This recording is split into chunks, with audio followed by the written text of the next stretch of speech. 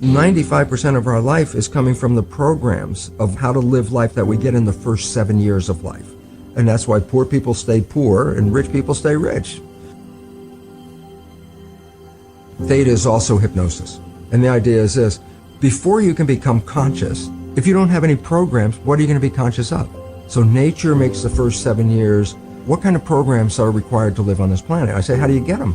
Theta is hypnosis. You just watch. You watch your parents, you watch your siblings, and your community, because you have to learn how many 100,000 rules. Think about it. Just to be a functional member of a family and a functional member of a community, there are rules. First 7 years, they observe it and just download it. And then I say, well, why is it relevant? Because this is the unfortunate fact. 95% of our life comes from those programs in the subconscious. Every day, only about 5% of their life are you using conscious, which is creative. 5%. Give me a child until it's 7 and I will show you the man. They've been saying that for 400 years because they knew 7 years was the program period. And 95% of your life after that will be whatever that program is. A child isn't functioning until after 7. Before 7 is direct record. Whatever you just said, I just recorded it. So if the parent gets mad at the child and says, you don't deserve that, you don't deserve this, the child is not consciously understanding what you mean. Child's just recorded, I do not deserve. And now I'm 40, 50 years old. What is my behavior 95% of the time? The answer is what comes from the program. I do not deserve. What does that mean? Unconsciously, I will sabotage myself to make sure that the program is correct. I'm making the program true by adjusting the behavior to meet the program. Look, this is not new. I mean, there's a famous book, Rich Dad, Poor Dad. And basically said you come from a poor family and you could struggle your whole life and try to get rich, but you're not going to make it. And if you come from a rich family, you could be stupid your whole life and make it. Not because it was thinking, but it was unconscious behavior that was downloaded from rich families into kids, which is unconscious. So they're making the right moves unconsciously. If they engage their conscious mind, then they look stupid, but it's unconscious. And that's the same thing with poor people. Poor people have beliefs from the family. Oh, you can't make it. Life's a struggle. Things are hard. Who do you think you are? And if that's the program you get, then 95% of the day you will sabotage yourself.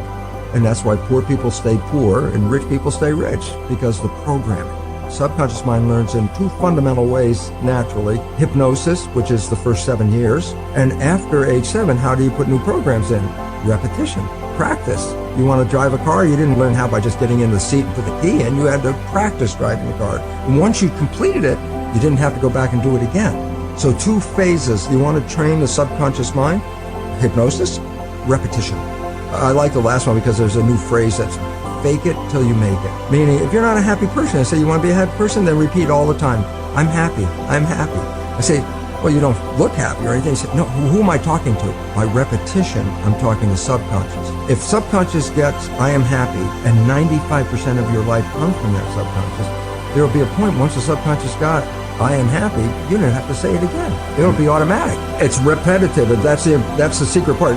Putting a sticky note on the refrigerator is more like a suggestion, but it's not a repetition. So it doesn't work very well. Repetition is a habit. It's making habit. So you got to do something religiously in the sense of repeating it to make it work. Every night when you go to bed, just when you're falling off into sleep, consciousness is disconnecting. The next period of your brain operation while your consciousness is disconnected is theta, which is the same brain function as in the first 7 years. So if you put a pair of earphones on at night with a program of what you would like to be true in your life, as soon as your conscious mind disconnects, that program is playing. It's not playing into your conscious mind. That's shut off. It's now going straight into the subconscious mind. So it's called auto-hypnosis. You don't need to go see a hypnotherapist. You just have to pick out what program would you like to have that you don't have.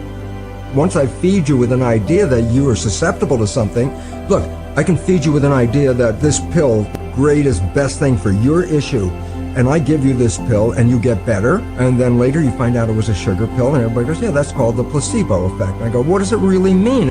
You didn't get healed by the pill, you got healed by the belief in the pill. Well, yeah, that's what placebo is all about, and at least 1/3, minimum of 1/3 of all medical intervention is it's a placebo effect, where the healing comes from.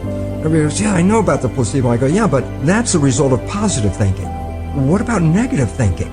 And this is what we don't talk about, but the reality is it's equally powerful in regard to affecting your biology as is positive thinking, but it works in the opposite direction. A negative thought is called the nocebo effect. can cause any disease and you can die. If you believe you're going to die, you can die from the belief. Stress causes a hormone called cortisol to be released in the body. So what does cortisol do? Number one, it causes the blood in the viscera. That's where maintenance of the body and healing comes from, all the organs. It causes the blood vessels to shut down because it pushes the blood to the arms and legs. Why? Stress means you're ready to run, fight or flight. So you push the energy to where you need it, arms and legs. Well, where do you get it from? Well, you squeeze the blood vessels in the gut. Arms and legs are for protection. If I'm in protection, I shut off growth. And more importantly, stress hormones shut off the immune system. The idea is, if you're being chased by a saber-toothed tiger and you have a bacterial infection, how do you want to split the energy? How much energy you want to run away, and how much you want to fight the with the immune system? The answer is, the hell with the bacterium. I mean, if the tiger catches you, the bacteria is useless. It's meaningless, So when you're in stress hormones shut down the immune system to conserve energy. Does the immune system use energy? Of course. If you've ever been really sick, you never even got out of bed, you have no energy. And if you're in fight or flight mode, you need the energy to deal with the world. So stress hormones physically shut off the immune system. When you're under stress, that's when sickness starts to show up. In fact, it's so good at shutting off the immune system, doctors give patients who are going to receive a foreign organ, a graft of a kidney or a lung or whatever they're grafting, that's foreign tissue. If you put a foreign organ in your body, your immune system's job is to eliminate it. So as they're transplanting an organ, they give the patient stress hormones at the same time, because stress hormones will shut off the immune system so the organ won't be rejected right away. That's how effective it is. It's used therapeutically to shut off the immune system. Yeah, but everybody out there in this world right now, with a small exception, is under some level of stress. Every one of those people is dripping stress hormones continuously in their body, and those hormones inhibit the immune system, and the result is illness. And if you stop the growth, you say, yeah, but I'm an adult, I don't need to grow. And I say, yeah, but you have to replace hundreds of billions of cells that you lose every day. So we really have to watch out, because as psychologists would tell us, 70% or more of our thoughts are negative and redundant, replaying the same negative thoughts. I go, if thoughts had nothing to do with it, fine. But thoughts, positive or negative, shape our biology. And all of a sudden it says, well, now it's time to wake up, because our negative thinking is manifesting a negative life experience. But it's not just me saying this. It was me saying this when I first started doing this work in 1970. And my research was repeatable every day. I could take, stem cells are embryonic cells, so they have no potential until you put them in an environment.